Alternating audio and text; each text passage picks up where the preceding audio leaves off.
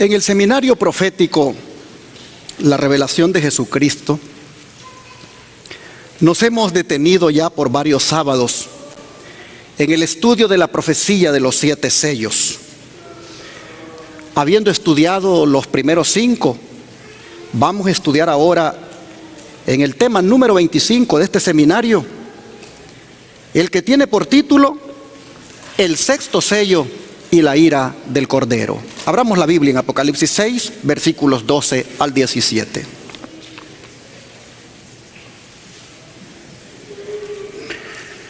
Apocalipsis 6, versículos 12 al 17. ¿Quién es el que abre el 6º sello? El mismo que ha abierto los otros 5. Es decir, el Cordero que fue inmolado por cada uno de nosotros, o sea, Jesucristo. De manera que lo que vamos a leer ahora y lo que vamos a estudiar ahora es un tema 100% de Cristo. Es un tema cristocéntrico, porque el que va a abrir este sello para que nosotros comprendamos lo que involucra es Jesús. Así que dice: miré cuando abrió el 6º sello, y he aquí hubo un gran terremoto, y el sol se puso negro como tela de silicio, y la luna se volvió toda como sangre, y las estrellas del cielo cayeron sobre la tierra como la higuera deja caer sus higos cuando es sacudida por un fuerte viento. Y el cielo se desvaneció como un pergamino que se enrolla, y todo monte y toda isla se removió de su lugar. Y los reyes de la tierra y los grandes, los ricos, los capitanes, los poderosos y todo siervo y todo libre se escondieron en las cuevas y entre las peñas de los montes, y decían a los montes y a las peñas: caed sobre nosotros y escondednos del rostro de aquel que está sentado sobre el trono y de la ira del Cordero, porque el gran día de su ira ha llegado, y ¿quién podrá sostenerse en pie? Aquí nosotros tenemos una serie de fenómenos que revelan la destrucción de este mundo. Esta, bien podríamos decir que es la intervención suprema de Dios, la intervención que Él hará en el final de la historia. Y bien podríamos decir también que esta es la respuesta de Él a la pregunta que hicieron las almas que estaban debajo del altar en el 5º sello. Para los que estudiaron ese tema se recordarán que ellos hicieron una pregunta: ¿hasta cuándo, Señor, has de vengar nuestra sangre? Así que bien podemos decir que esta es la respuesta de Dios a esa pregunta. Pero si ubicamos la época de la apertura de este sello, ya que como hemos venido estudiando, los sellos son periodos históricos en los cuales la iglesia se ha visto involucrada en diferentes situaciones. Si tomamos en cuenta que son periodos históricos, la apertura de este sello, los adventistas del 7º día siempre la hemos ubicado en el año de 1755, cuando ocurrió aquello que se conoce como el gran terremoto de Lisboa. ¿Por qué nos remontamos a ese acontecimiento? ¿Y por qué ubicamos la apertura de este sello en ese año? Porque, hermanos y hermanas, ese ha sido el terremoto más terrible que se haya registrado jamás en toda la historia. No solo por la pérdida de vidas humanas, sino por el radio podríamos decir, de extensión que tuvo. Pues aunque se conoce como el terremoto de Lisboa, porque allí fue su epicentro, este se extendió por toda Europa, sobre todo una mayor parte de ese continente, como también se extendió hasta parte del continente africano, y aún llegó aquí al continente de América y otras localidades. El don profético, comentando sobre ese acontecimiento, nos dice lo siguiente: En 1755 se sintió el más espantoso terremoto que se haya registrado. Aunque generalmente se lo llama el terremoto de Lisboa, se extendió por la mayor parte de Europa, África y América. Se sintió en Groenlandia, en las Antillas, en las Islas de Madera, en Noruega, en Suecia, en Gran Bretaña e Irlanda. Abarcó por lo menos 10 millones de kilómetros cuadrados. La conmoción fue casi tan violenta en África como en Europa. Y aquí me gustaría hacer una pausa para preguntar: ¿cuántos de los presentes ya han experimentado un terremoto? Levanten su mano. Bueno, hay unos pocos. Bueno, los que lo han experimentado no me dejarán mentir que dependiendo el impacto que cause, eso es algo que se cree y se siente que Cristo está a las puertas. Este servidor, en el año de 1986, el 10 de octubre, estábamos por casarnos con mi esposa María Elena, y me recuerdo que cada uno en su trabajo, estábamos muy jóvenes, éramos novios, estábamos haciendo los planes para casarnos ya el siguiente mes, y me recuerdo que este servidor iba en el bus hacia el centro de la capital, cuando de repente miramos que la calle era como una gelatina. Y entonces el chofer detiene el bus y comenzó aquel bus a moverse, y decimos todos hacia afuera. Y la verdad, hermanos, era bien difícil mantenerse parado. Avancé hasta el centro de la capital porque allí ya fue un caos, no hay más transporte. La verdad es un desorden total. Y cuando llego al centro de la capital, me voy caminando hacia el oriente de la capital, porque por allá trabajaba mi esposa, porque la que iba a ser mi esposa, y pensando en ella yo fui a buscarla al trabajo. Pero me recuerdo mientras iba hacia donde ella, oh hermanos, era difícil transitar.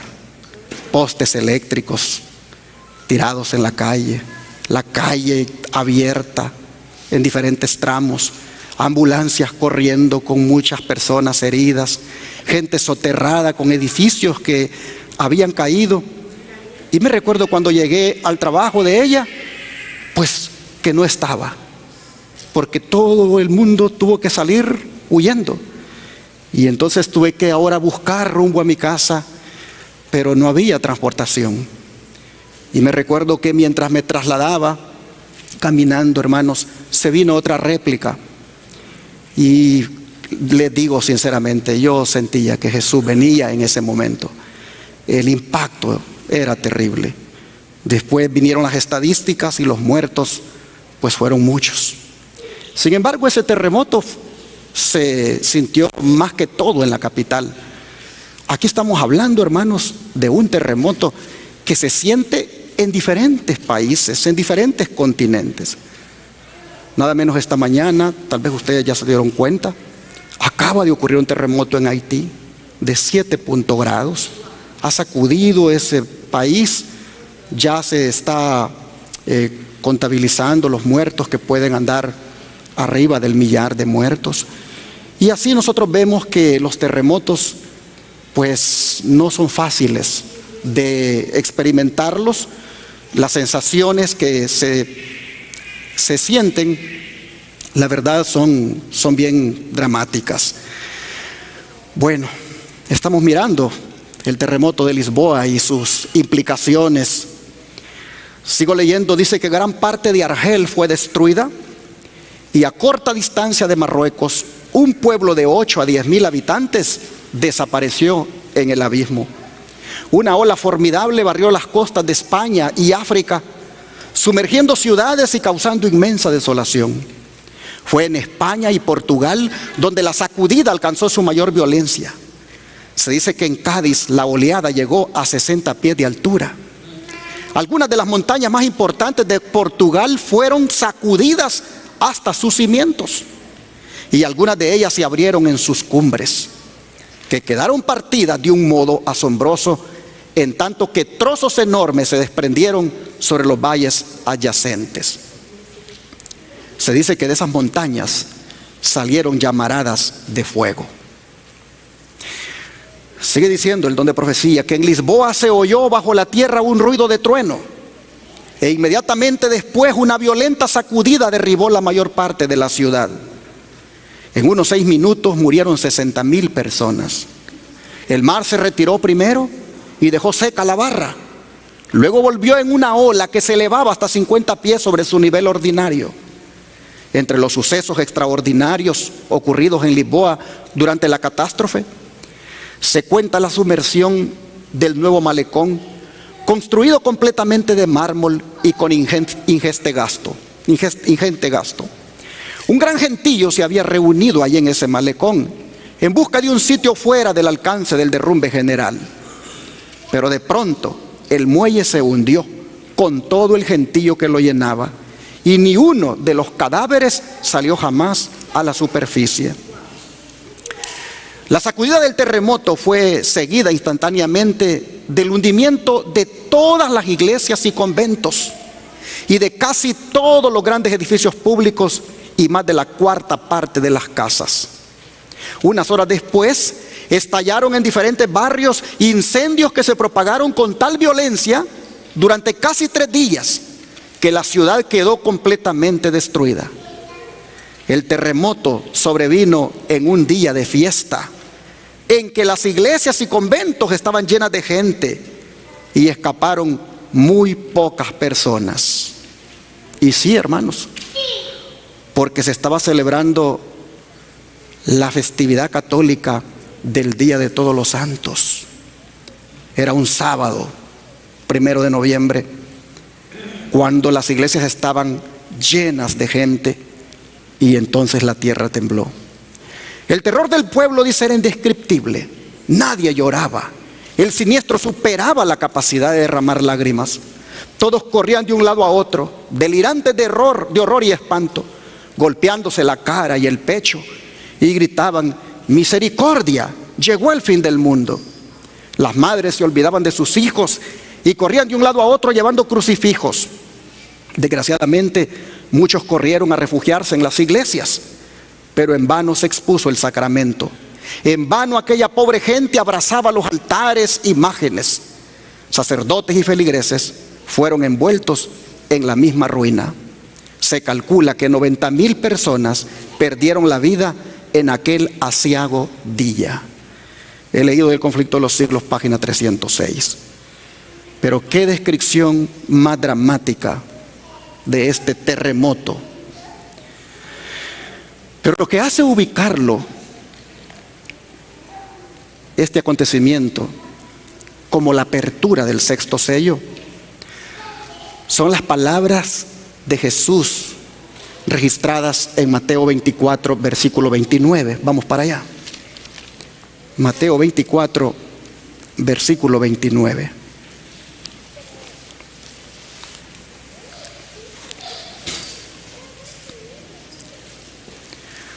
Dice: e inmediatamente después de la tribulación de aquellos días, el sol se oscurecerá y la luna no dará su resplandor, y las estrellas caerán del cielo, y las potencias de los cielos serán conmovidas.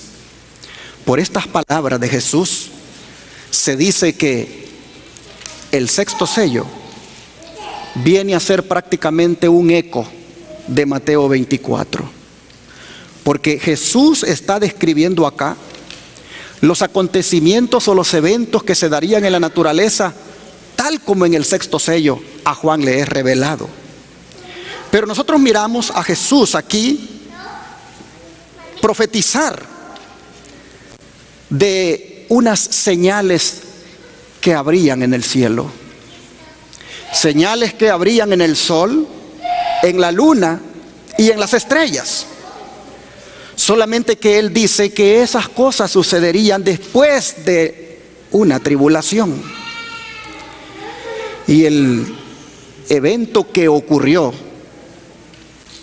más cercano a una tribulación en la historia es, mis hermanos, aquel día oscuro que ocurrió el 19 de mayo de 1780. Ese día oscuro vino a provocar un despertar en los estudios proféticos. La ciencia se aumentó, el conocimiento de lo que es la profecía se volvió algo que los eruditos se volcaron a ello. La tribulación que había habido antes de que ese sol dejara de alumbrar, antes de que ocurriera ese oscurecimiento de ese astro, hermanos y hermanas, la tribulación que había ocurrido no era otra que aquella provocada por la persecución papal que había comenzado en el 538 después de Cristo y se había extendido hasta 1798. Esa fue, hermanos, la misma abominación desoladora de la que habló el profeta Daniel. Y tomando en cuenta que ese evento del oscurecimiento del sol en 1780 es colocado como después de la tribulación que había sucedido en los años que he mencionado, es que perfectamente también el gran terremoto de Lisboa de 1755, los pioneros adventistas, los mileritas, los que anunciaban que Cristo vendría en 1844, oh hermanos, eso les dio a ellos una gran luz y miraron en eso una señal grande de que Cristo venía. El terremoto de Lisboa en cierta manera vino a frenar la persecución papal, aunque trajo más tribulación. Pero hablando de aquel día oscuro del 19 de mayo de 1780, el don de profecía nos dice lo siguiente: 25 años después, dice, es decir, después del terremoto de Lisboa, apareció la segunda señal mencionada en la profecía, el oscurecimiento del sol y de la luna. Lo que hacía esto aún más sorprendente era la circunstancia de que el tiempo de su cumplimiento había sido indicado de un modo preciso. En su conversación con los discípulos en el Monte de los Olivos, después de describir el largo periodo de prueba por el que debía pasar la iglesia, es decir, los 1260 años de persecución papal, acerca de los cuales había prometido que la tribulación sería acortada, el Salvador mencionó en las siguientes palabras ciertos acontecimientos que debían preceder a su venida, y fijó además el tiempo en que se realizaría el primero de estos. Pues dijo: en aquellos días, después de aquella aflicción, el sol se oscurecerá y la luna no dará su resplandor. Para que nosotros tengamos claro a qué se refería con aquellos días después de aquella aflicción, la sierva del Señor dice que eran los 1260 días o años que terminaron en 1798.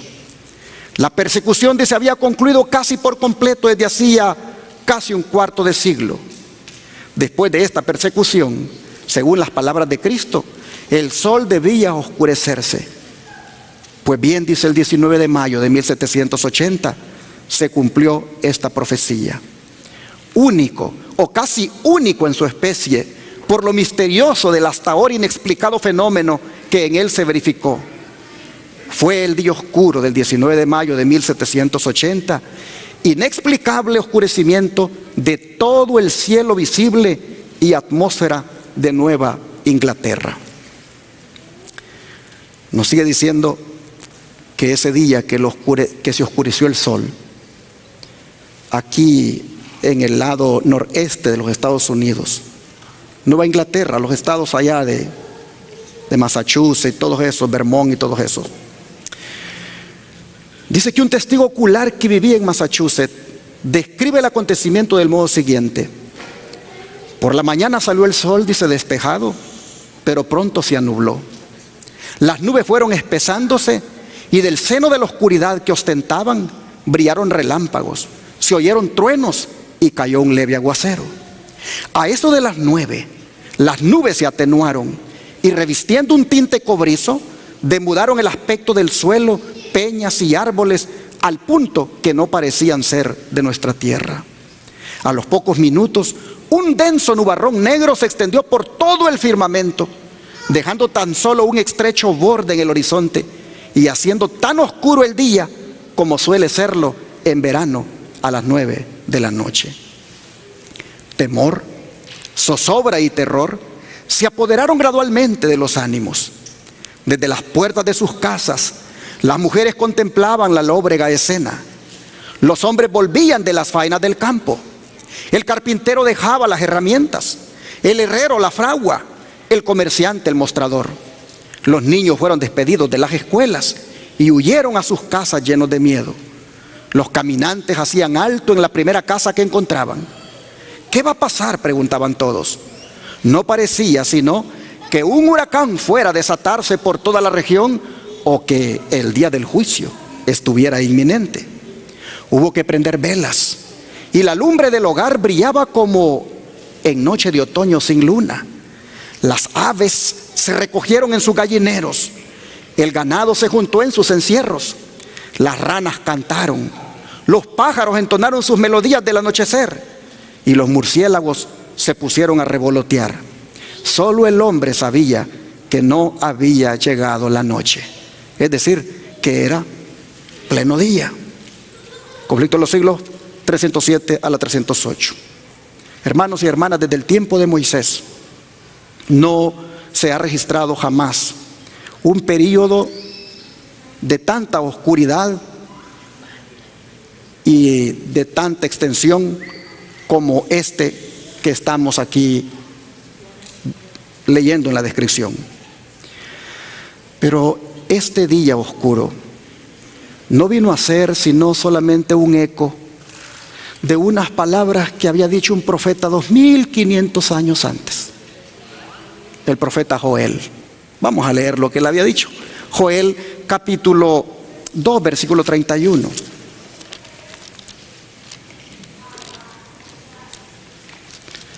Joel capítulo 2 versículo 31.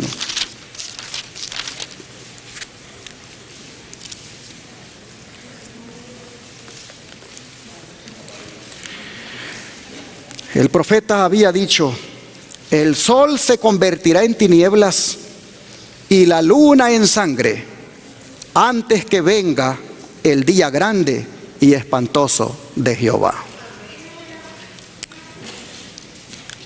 Hablando de esa extraña aparición de la luna convertida en sangre y que había sido profetizada aquí por Joel, el don de profecía nos dice qué sucedió ese 19 de mayo de 1780, cuando verdaderamente llegó la noche y la luna apareció.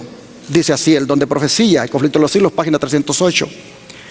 La oscuridad de la noche no fue menos extraordinaria y terrorífica que la del día, pues no obstante ser casi tiempo de luna llena, ningún objeto se distinguía sin la ayuda de luz artificial, la cual, vista de las casas vecinas u otros lugares distantes, parecía pasar por una oscuridad como la de Egipto, casi impenetrable para sus rayos. Aunque la luna llegó aquella noche a su plenitud, no logró en lo más mínimo disipar las sombras sepulcrales.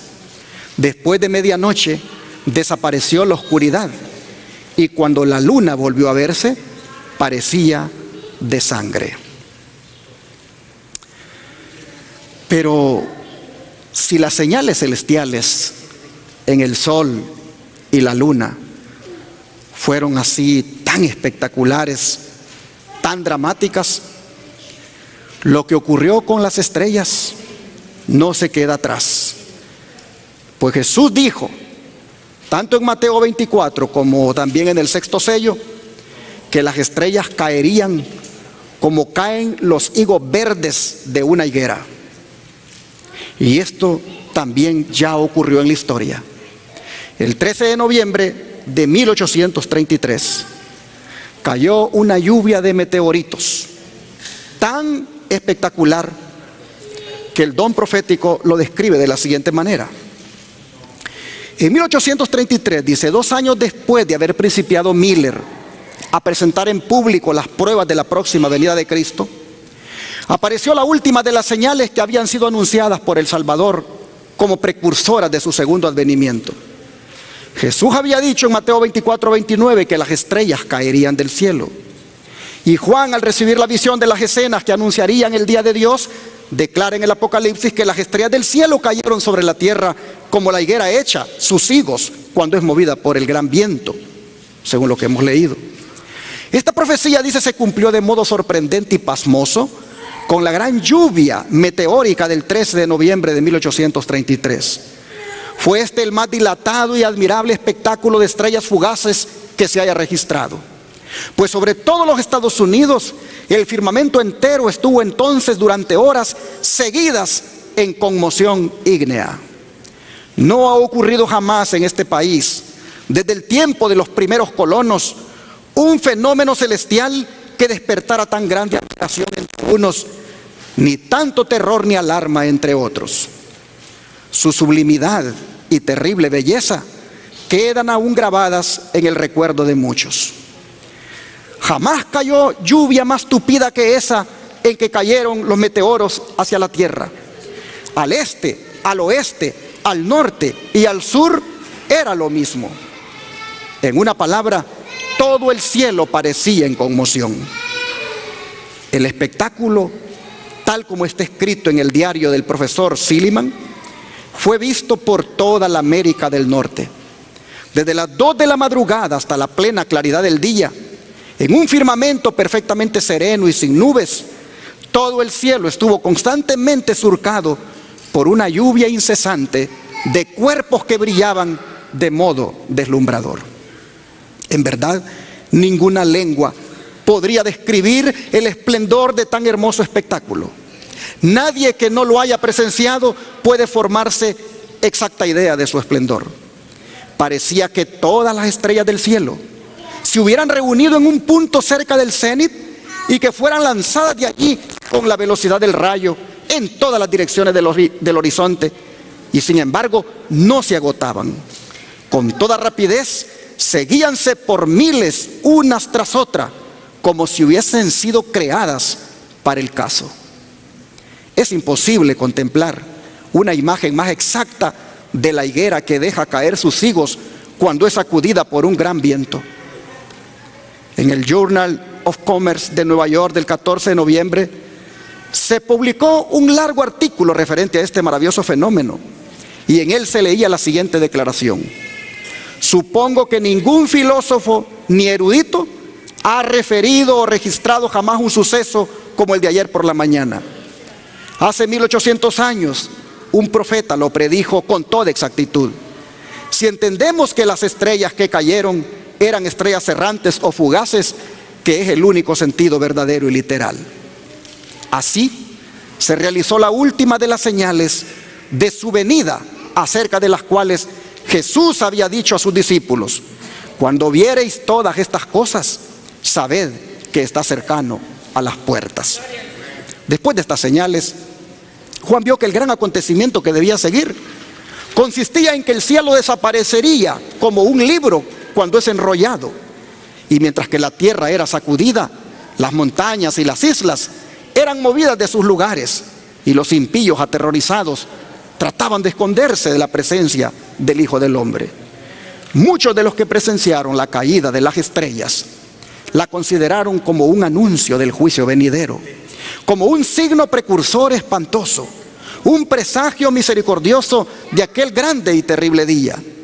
Así fue dirigida la atención del pueblo hacia el cumplimiento de la profecía, y muchos fueron inducidos a hacer caso del aviso del segundo advenimiento.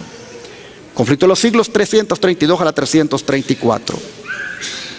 Y desde entonces, cuando estas portentosas señales aparecieron en los cielos, incluyendo el gran terremoto de Lisboa, desde entonces, mis hermanos, hay un pueblo aquí en la tierra que proclama a viva voz que Jesucristo está a las puertas. Nuestra identidad como adventistas no nos la da ninguna organización, no nos la da ninguna estructura. Nuestra identidad como adventistas nos la da la creencia de que Jesucristo viene por segunda vez. Y las señales que se han mirado a lo largo de la historia nos hace sentirnos como adventistas del séptimo día, que muy pronto aparecerá nuestro divino Redentor. Oh, mis hermanos, las señales han anunciado que Cristo viene pronto. Nosotros hemos visto en la apertura del sexto sello que aparece conectado con todo esto la ira del Cordero. Pero no puede haber ira del Cordero si no hay advertencias para la raza humana de que se arrepienta de sus pecados. No puede manifestarse la ira del Cordero si no hay llamados a que levante la gente la mirada hacia arriba y sepa que muy pronto vendrá el Redentor.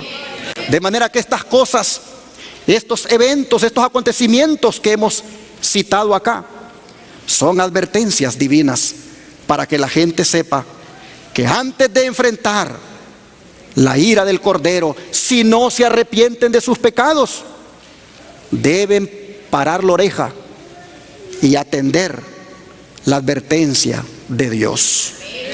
Por lo menos ocho escritores de la Biblia han hablado sobre estas señales en el sol, en la luna y las estrellas. Por lo menos 8 escritores de la Biblia han presentado estos astros o estos elementos como heraldos del mensaje, como heraldos de que el día final se acerca. Los 8 escritores bíblicos son, como ya leímos, Joel, Amós, Isaías, Ezequiel, Mateo, Marcos, Lucas y Juan. Siendo que lo que dice Mateo, que ya leímos, lo repite Marcos, Lucas y Juan. Y siendo que ya leímos lo de Joel, bueno es, hermanos, que le echemos una mirada a lo que dijo Amós, lo que dijo Isaías y lo que dijo Ezequiel, tocante a estos heraldos del día final, como son el sol, la luna y las estrellas. ¿Qué les parece si vamos al libro de Amós, capítulo 8, verso 9? Libro de Amós, capítulo 8, verso 9.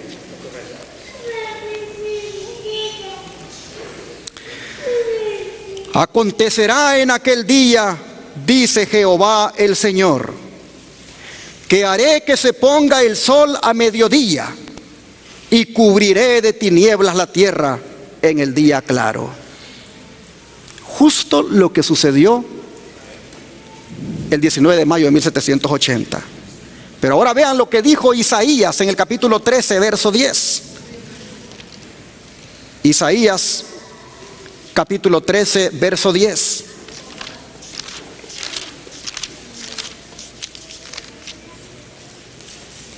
Por lo cual las estrellas de los cielos y sus luceros no darán su luz, y el sol se oscurecerá al nacer, y la luna no dará su resplandor. Ahora vean Ezequiel 32, versículo 7. Ezequiel capítulo 32, versículo 7.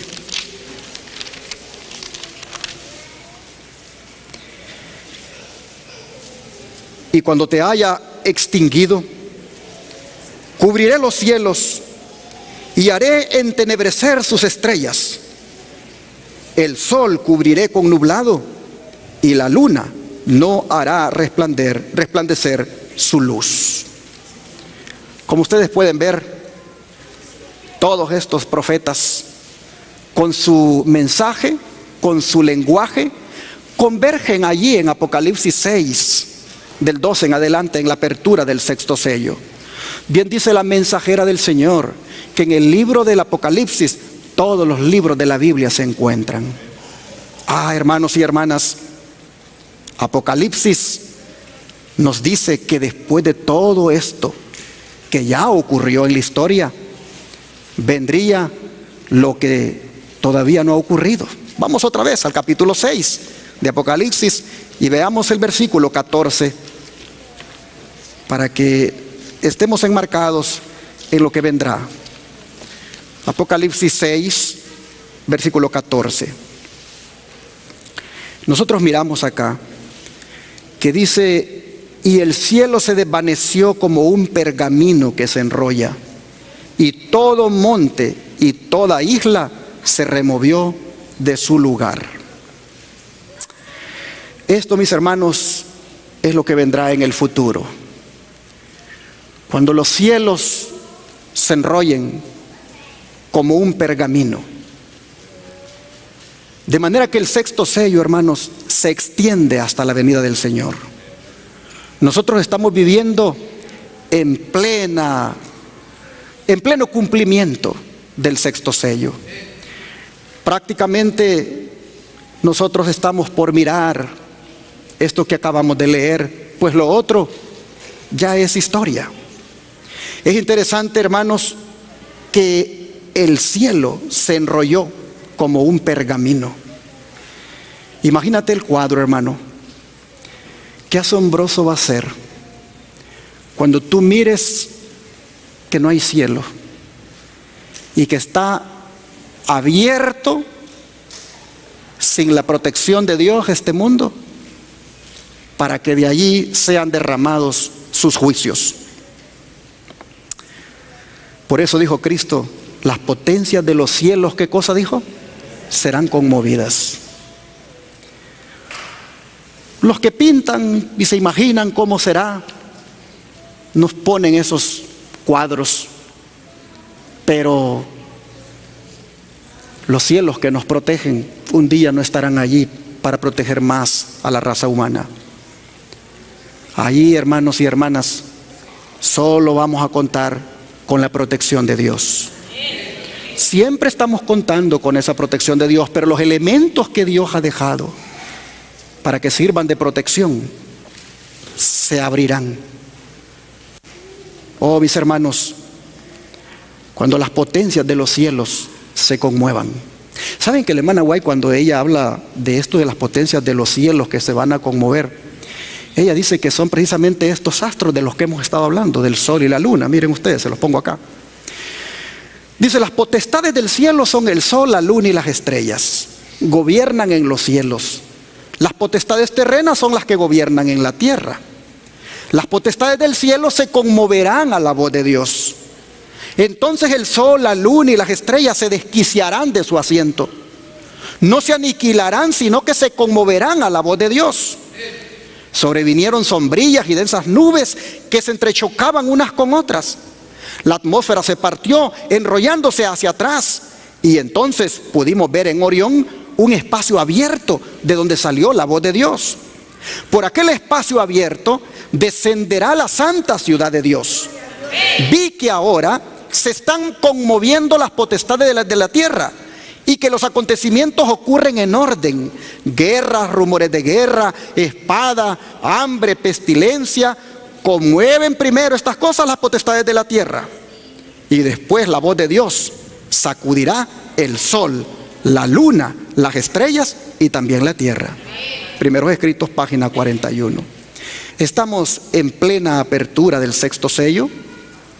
Estamos en medio de estas pestilencias que vienen en el mundo. Estamos en una proliferación de más terremotos.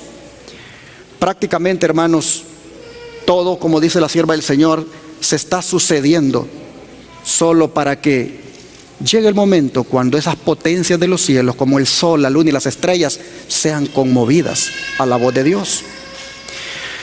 Hermanos y hermanas, pregunto en esta hora: ¿cuántos creen que el tiempo que vivimos es solemne? Oh, hermanos, es solemne. Estamos en este sexto sello, ya, hermanos, para llegar a su final. No sabemos cuándo los cielos se abrirán, solo sabemos que muy pronto se va a escuchar la voz de Dios. Y para cuando eso ocurra, hermanos, tenemos que estar listos para oírla sin ningún miedo. porque habremos tenido una muy íntima relación con el Señor. El apóstol Pablo y otros profetas, hablando de ese momento cuando las potencias de los cielos se conmuevan a la voz de Dios, vean ustedes lo que dice. Vamos al libro de Hebreos, capítulo 12, versículo 25.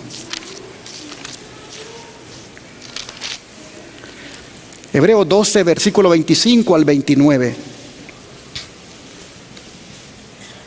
Dice: mirad que no desechéis al que habla, porque si no escaparon aquellos que desecharon al que los amonestaba en la tierra, mucho menos nosotros si desecháremos al que amonesta desde los cielos. La voz del cual conmovió entonces la tierra, pero ahora ha prometido diciendo: aún una vez, y conmoveré no solamente la tierra, sino también el cielo. Y esta frase, aún una vez, indica la remoción de las cosas movibles como cosas hechas para que queden las inconmovibles. Así que, recibiendo nosotros un reino inconmovible, tengamos gratitud y mediante ella sirvamos a Dios, agradándole con temor y reverencia, porque nuestro Dios es fuego consumidor. Nosotros miramos, hermanos, que aquí hay una advertencia solemne para todos. Miren ustedes cómo comienza hablando: mirad, mirad, dice el Señor, que no desechéis al que habla. Hermanos y hermanas, interesante que no dice el que hablará, sino ¿qué cosa? El que habla. Yo les pregunto, ¿está hablando Él en estos momentos? Cada sábado que nos presentamos para escuchar la palabra, hermanos y hermanas, ahí estamos escuchando al que habla. Cada vez que tomamos tiempo para leer la Biblia, para meditar en ella, estamos escuchando al que habla. Pues Pablo dice: miren de no desechar al que habla. En otras palabras, cuídense de que lo que Él habla lo pongan por obra. Oh, hermanos, el antiguo Israel nos lo pone de ejemplo Pablo aquí. Ellos desecharon al que les habló allá en el Sinaí. Y cuando lo desecharon, qué terrible fue. Pues no será la excepción, dice Pablo, con nosotros, si ahora desechamos también al que habla. De manera, mis hermanos, qué bueno es que nosotros, como hijos obedientes, oigamos al que habla y pongamos en práctica lo que habla. Oh, hermanos y hermanas, cuando la voz de Dios sacuda de nuevo los cielos y la tierra, dice Pablo, lo que tiene que removerse se va a remover. Ojalá, hermanos y hermanas, que ninguno de nosotros sea removido, porque lo que tendría que removerse debería de ser solo el pecado. El pecado debía removerse y que se conserve lo que es recto, lo que es puro, lo que es agradable delante de Dios. De manera, hermanos y hermanas, que tenemos que en estos tiempos solemnes buscar esa pureza, buscar, hermanos, esa vida de santidad. Nosotros deberíamos buscar vivir rectamente y servir al Señor, como dice Pablo aquí, con gratitud y con reverencia, con un gran respeto. El profeta Jeremías, hablándonos también de la voz que sacudirá los cielos, nos dice en el capítulo 25 lo siguiente. Jeremías 25, versículo 30 al 33.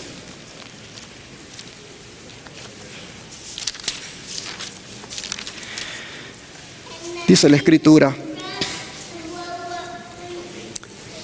tú pues profetizarás contra ellos todas estas palabras y les dirás: Jehová rugirá desde lo alto y desde su morada santa dará su voz, rugirá fuertemente contra su morada, canción de lagareros cantará contra todos los moradores de la tierra.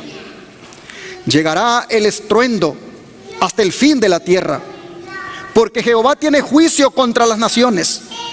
Él es el juez de toda carne. Entregará a los impíos a espada, dice Jehová. Así ha dicho Jehová de los ejércitos. He aquí que el mal irá de nación en nación, y grande tempestad se levantará de los fines de la tierra. Y yacerán los muertos de Jehová en aquel día, desde un extremo de la tierra hasta el otro. No se endecharán, ni se recogerán, ni serán enterrados como estiércol, quedarán sobre la faz de la tierra. Oh, hermanos, no sé si ustedes le pusieron atención allí en el versículo número 30. Jehová rugirá desde lo alto, y desde su morada santa dará su voz. Pero rugirá fuertemente ¿contra quién, hermanos? Contra su morada. Esto no es otra cosa, hermanos, que una indicación que el juicio de Dios debe comenzar primero por su casa. Primero rugirá contra su morada, contra los que tienen luz, contra los que han conocido bien su voluntad y sencillamente, hermanos, no han querido vivir de acuerdo a esa voluntad. Pero si esto es impactante, lo que hemos leído, Isaías no se queda atrás, hermanos, con estos lenguajes apocalípticos que tienen estos profetas. Miren ustedes el capítulo 24 de Isaías y los versículos 19 y 20.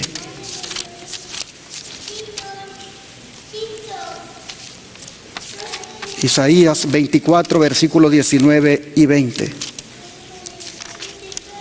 Dice: será quebrantada del todo la tierra, enteramente desmenuzada será la tierra, en gran manera será la tierra conmovida. Temblará la tierra como un ebrio, y será removida como una choza, y se agravará sobre ella su pecado, y caerá, y nunca más se levantará. Creo que no hay mucho que explicar aquí, hermanos, sobre el caos que habrá en este planeta. Pero volvamos a Jeremías y miremos el capítulo 4 ahora. Y vean los versículos 23 al 27, lo que nos dice. Jeremías capítulo 4, verso 23 al 27. Dice la palabra: miré a la tierra, y he aquí que estaba asolada y vacía, y a los cielos, y no había en ellos luz. Miré a los montes, y he aquí que temblaban, y todos los collados fueron destruidos. Miré y no había hombre, y todas las aves del cielo se habían ido. Miré y he aquí el campo fértil era un desierto, y todas sus ciudades eran asoladas delante de Jehová, delante del ardor de su ira. Porque así dijo Jehová: toda la tierra será asolada, pero no la destruiré del todo. Por supuesto que esto tenía su aplicación para con los juicios que recibiría Israel, pero mucho del lenguaje se aplica para el tiempo final. Nosotros, mis hermanos, vemos cómo la Escritura, ella sola, se explica. Lo que dice por acá, lo respalda por allá. Una hermana llamaba un día de estos y dice: yo veo la radio, veo la televisión y estoy muy gozosa con los mensajes, pero yo no puedo leer. Y yo oigo que ustedes hablan de escudriñar, ¿y eso qué es? Y le explicamos que era escudriñar, que era leer un poquito por acá y un poquito por allá, comprobar que lo que se dice por acá está respaldado por este otro lado, y que ese método es el que permite comprender mejor la Biblia y entender la voluntad de Dios. Y dijo ella: ¿me pueden enseñar eso, aunque yo no pueda leer? Ella vive a 4 horas de aquí. Por teléfono dice: ¿me pueden enseñar cómo entender la voluntad de Dios? Es una televidente, hermanos, que nos ve por allá en Houston, en algún lugar. Y yo le digo a mi esposa, tienes trabajo. A darle estudio bíblico por teléfono, porque ella tiene hambre de querer conocer la voluntad de Dios. Hermanos y hermanas, nosotros miramos cómo aquí, escudriñando lo que dice el sexto sello y respaldándolo con lo que dicen los profetas, con lo que dijeron los evangelistas, con lo que dijo Jesús, nosotros miramos, hermanos, cómo la Biblia se explica a sí misma. Pero debemos continuar viendo lo que también, lo que Dios nos ha dado como luz adicional, el don de profecía, hermanos, nos da para que entendamos. Miren ustedes, hablando de ese día cuando todo será un caos, la sierva del Señor, Elena White, dice: esa medianoche, cuando Dios va a manifestar su poder para librar a su pueblo, va a salir el sol en todo su esplendor. Van a suceder señales y prodigios con rapidez. Los malos van a mirar la escena con terror y asombro, mientras que los justos van a contemplar con gozo las señales de su liberación. La naturaleza entera va a parecer trastornada. Los ríos van a dejar de correr. Nubes negras y pesadas se van a levantar y van a chocar unas con otras. En medio de los cielos conmovidos habrá un claro de gloria indescriptible, de donde va a bajar la voz de Dios, semejante al ruido de muchas aguas, y va a decir: hecho es. Esa misma voz sacude los cielos y la tierra. Vendrá un gran terremoto, distinto al de Lisboa, al de 1755. Este será el terremoto final. Se va a seguir un terremoto, dice, el cual no fue jamás desde que los hombres han estado sobre la tierra. El firmamento va a parecer abrirse y cerrarse.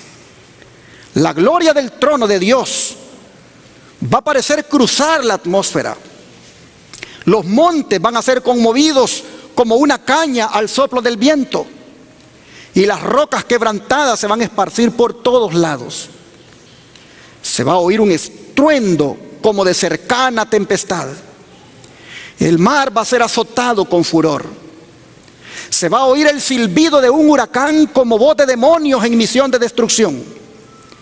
Toda la tierra se va a alborotar e hinchar como las olas del mar. Su superficie se va a rajar. Sus mismos fundamentos van a ceder. Se hundirán cordilleras. Desaparecerán islas habitadas. Los puertos marítimos que se volvieron como Sodoma por su corrupción serán tragados por las enfurecidas olas.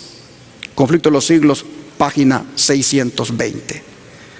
Pero cuando esto ocurra, ¿qué pasará con nosotros si estamos bien tomados de la mano de Dios? ¿Qué pasará con nosotros cuando este caos se esté desatando? Hermanos y hermanas, lo que va a pasar con nosotros es que se van a cumplir aquellas palabras hermosas del Salmo 46, que Martín Lutero lo hizo su salmo preferido. A ver, vamos a ese salmo. Vean lo que dice el Salmo 46, los versículos 1 al 3.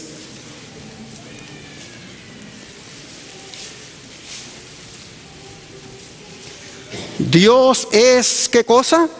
Nuestro amparo y fortaleza, nuestro pronto auxilio en las tribulaciones.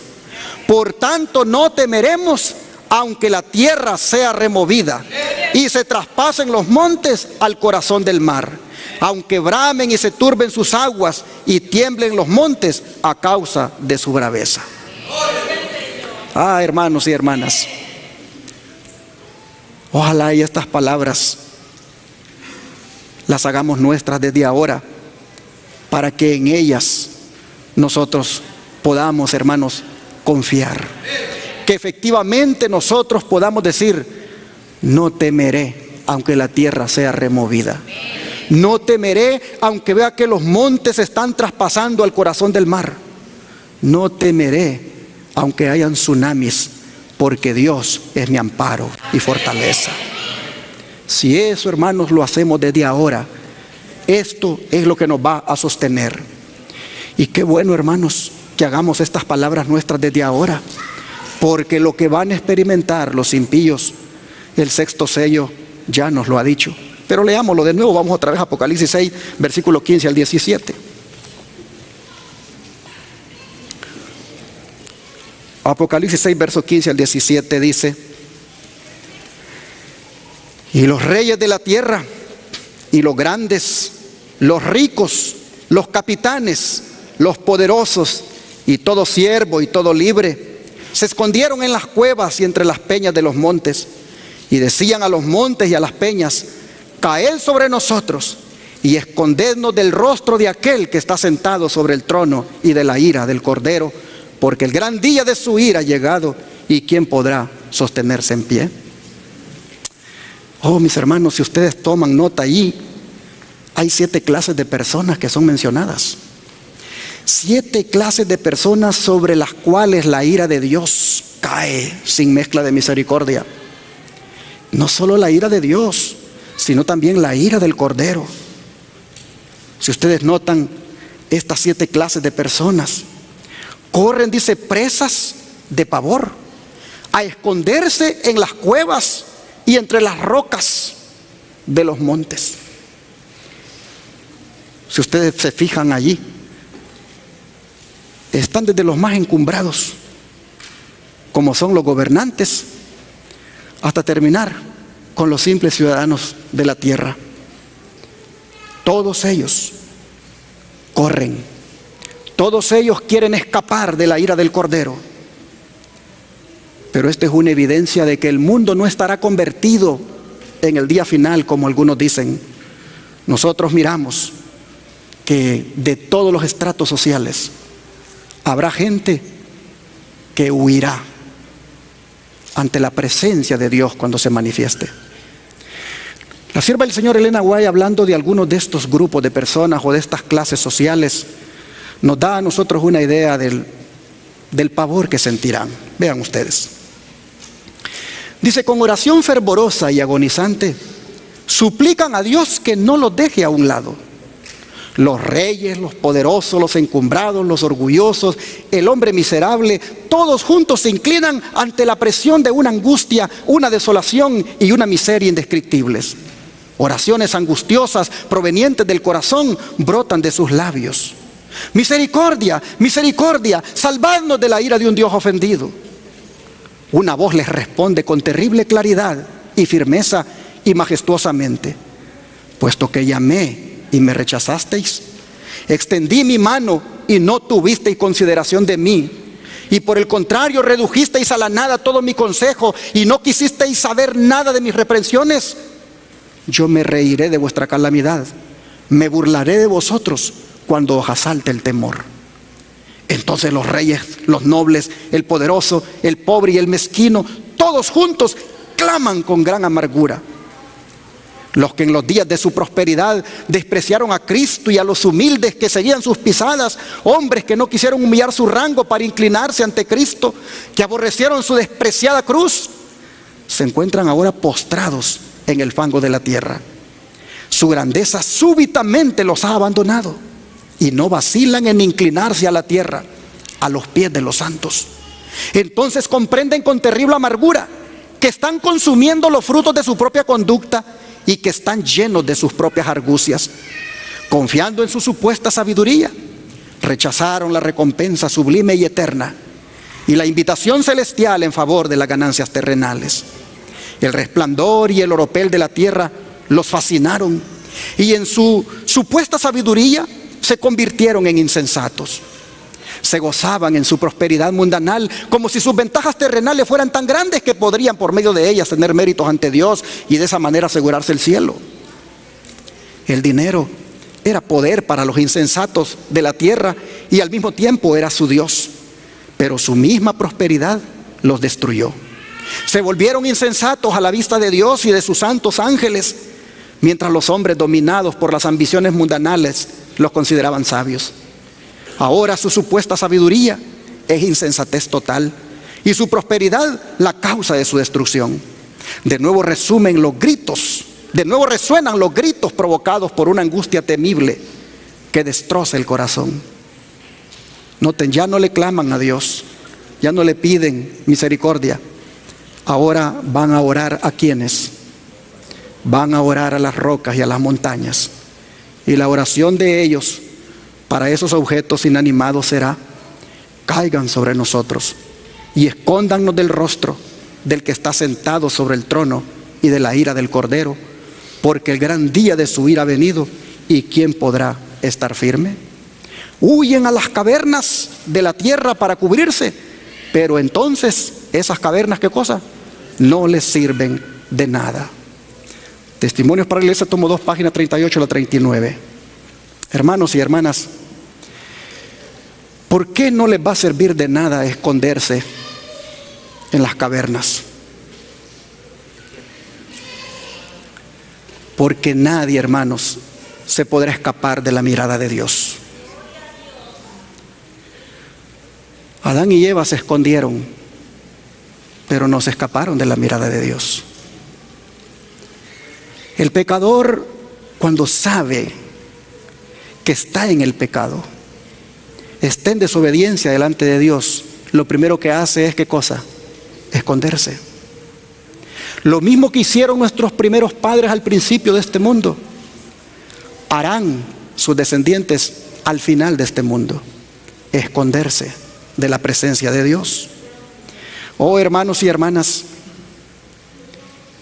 le oran a las rocas y a las montañas que caigan sobre ellos, porque consideran mejor morir aplastados por una montaña que los atierre. Consideran mejor morir aplastados por una roca que los impacte. Consideran mejor eso que ver la mirada de aquel que está sentado en el trono. ¿Por qué evitan la mirada del que está sentado en el trono? ¿Por qué no quieren ver la mirada del que está sentado en el trono?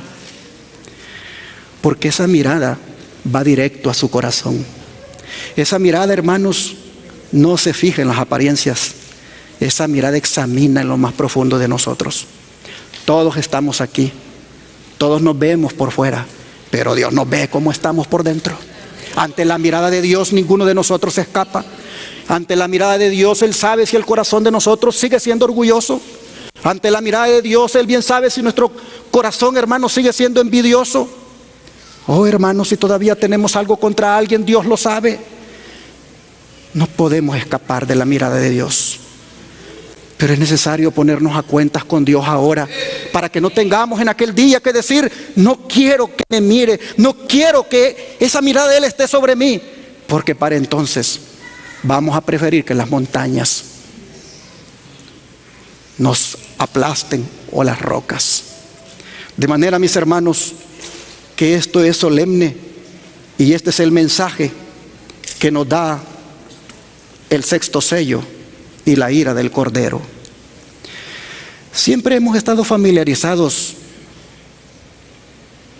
con un Cordero manso e inofensivo.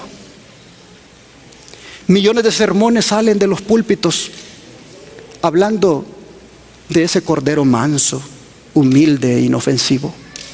Millones de sermones salen de los púlpitos hablando del amor de Dios, pero pocos salen de los púlpitos hablando de la ira del Cordero. Estamos familiarizados con la idea de aquel Cordero que fue llevado al matadero y que no abrió su boca. Oh, hermanos y hermanas, ese Cordero que fue llevado al matadero, que cuando murió enmudeció y no abrió su boca, que cuando le humillaban no decía nada, ese Cordero al final de los días va a hablar. Y cuando Él hable, su voz no la podrán resistir. Al final de los días ese Cordero será contemplado, pero su mirada no la podrán resistir. Solamente la resistirán aquellos que sean sus amigos, pero que como amigos han hecho lo que Él les manda. Oh, hermanos y hermanas, la ira del Cordero es la ira por el pecado. Es la ira sobre el pecado. La ira del Cordero es la ira, hermanos, sobre aquellos que también no quisieron nada con Él, que lo despreciaron, que desecharon su plan de salvación. La ira del Cordero es parte también de su carácter. Dios es amor, pero también es fuego consumidor. ¿Se acuerdan cuando le dijo Moisés a Dios que cuál era su nombre? Y le dijo que le mostrara su gloria. Cuando Dios le mostró su gloria, ¿qué le dijo? ¿Que era lento para qué? No le dijo que no tenía ira. Le dijo que era lento ¿para qué? Para la ira. Oh, hermanos y hermanas, esa ira ha estado lenta por miles de años. Pero va a haber un día en que no va a seguir siendo más lenta. La ira del Cordero se va a manifestar. Ojalá que nosotros entendamos el mensaje solemne que hay aquí y que no seamos de aquellos que no podrán resistir al Cordero, sino que como lo hemos recibido ahora y como nos gozamos de que nos haya quitado los pecados, porque es el Cordero de Dios que quita los pecados del mundo, ojalá que así, hermanos, como nos gozamos hoy, también ese día, cuando estos oren a las montañas para que caigan sobre ellos, nosotros levantemos nuestras manos y podamos decir: este es nuestro Dios, le hemos esperado y Él nos salvará. Oh, mis hermanos, pero no puedo dejar de destacar esta tremenda pregunta, que podríamos decir es la pregunta más dramática que será expresada en ese tiempo final. Aunque la respuesta a esta pregunta la vamos a ver en nuestro próximo estudio, porque allí está, en el próximo estudio. Aunque la respuesta la miraremos allí, bien hacemos con atender desde ya las palabras de Jesús para que nosotros sepamos quién realmente podrá sostenerse en pie. ¿Qué les parece si vamos al libro de Lucas, el capítulo número 21, verso 36?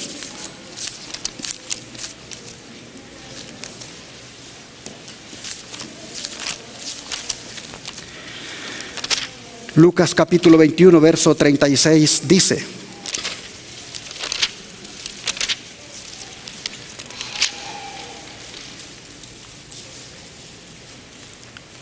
velad pues en todo tiempo, orando, que seáis tenidos por dignos de escapar de todas estas cosas que vendrán y de estar en pie delante del Hijo del Hombre.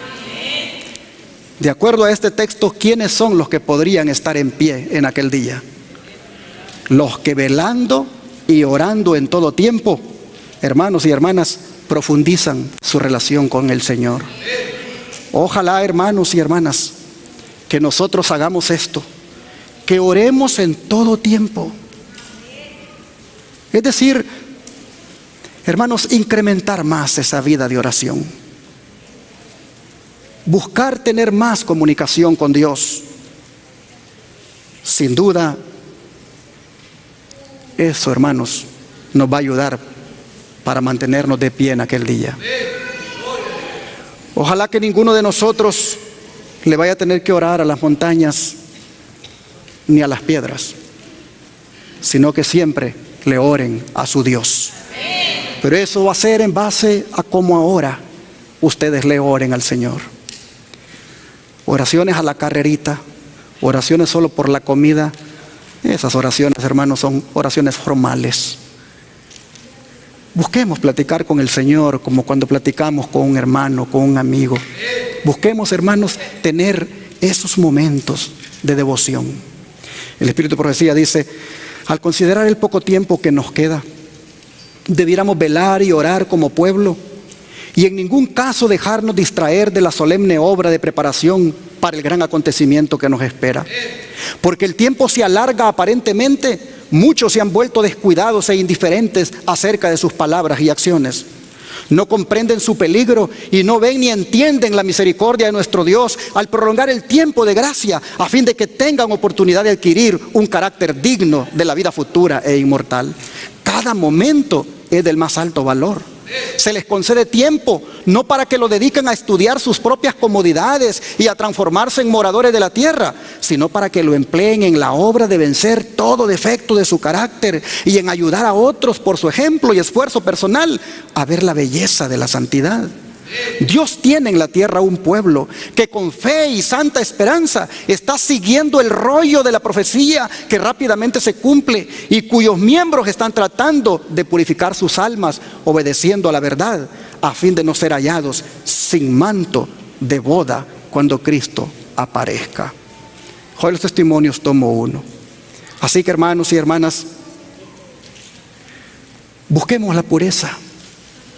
Busquemos, hermanos, la pureza de la mirada, la pureza del pensamiento, la pureza del sentimiento.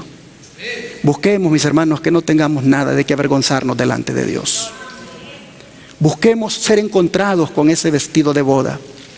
El poco tiempo que queda para que el cielo se abra, para que se extienda, para que se enrolle como un pergamino y podamos ver esa aparición del Señor. Oh hermanos, ese tiempo que falta, aprovechémoslo para consagrarnos más. Dejemos el mundo, hermanos. Dejemos el mundo. Dejemos las prácticas del mundo.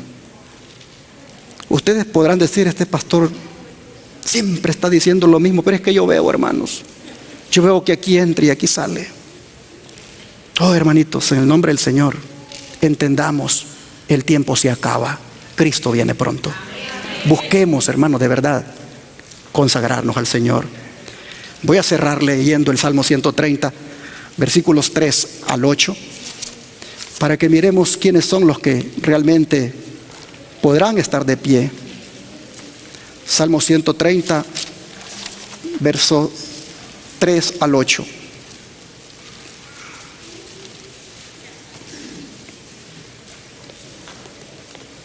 Dice la Escritura: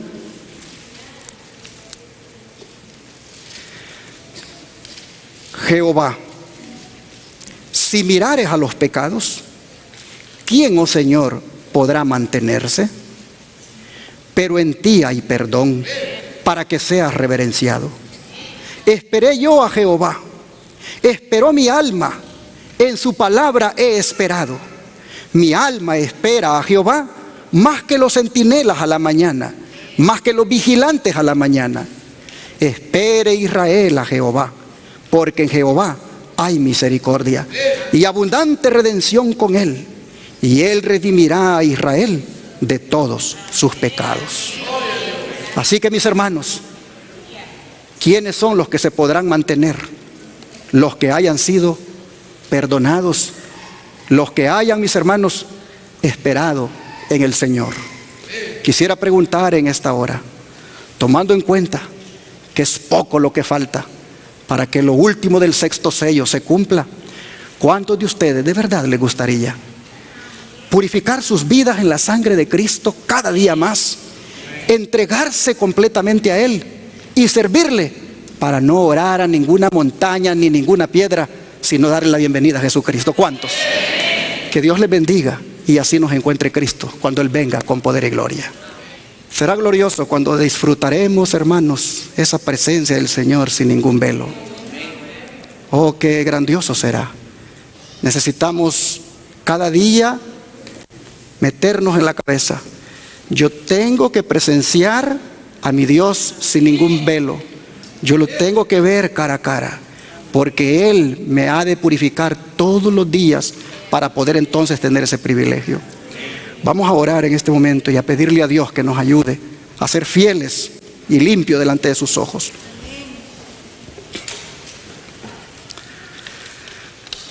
Padre nuestro, tú sigues preparándonos con estos mensajes solemnes que nos hacen ver, Señor, el desenlace de este planeta y sus habitantes. Cómo, Padre, será de lamentable, pero cómo también, Señor, a nosotros nos hace ver esto para que no corramos esa suerte tan nefasta, tan triste. Así que, Señor, en esta hora te pedimos para que, mirando de antemano el desenlace que habrá y sabiendo, Señor, cómo reaccionará la raza humana que no se preparó Oh Padre, te decimos hoy, perdona nuestro pecado. Perdona, Señor, nuestras negligencias, nuestras indiferencias. Las veces, Padre, que llevamos este cristianismo allí a la carrera sin dedicar tiempo para estar contigo, perdónanos, Señor. Te pedimos, por favor, que de aquí en adelante nosotros encaremos seriamente nuestra salvación, que busquemos seriamente prepararnos para estar listos para verte venir en gloria. Señor, te pedimos que nos purifiques cada día en tu preciosa sangre, que nosotros, Señor, anhelemos comparecer limpios con el manto de justicia que tú has tejido allá en el telar del cielo. Padre, te rogamos que podamos ser fieles, que no nos apartemos nunca de ti y que nuestra mirada esté puesta sobre ti ahora, hoy que todavía hay un velo, para que cuando sin velo aparezcas, oh Señor, nos gocemos en verte cara a cara. Oh Padre, gracias por este mensaje. Ayúdanos a perseverar. Lo pedimos en el nombre de Jesús. Amén.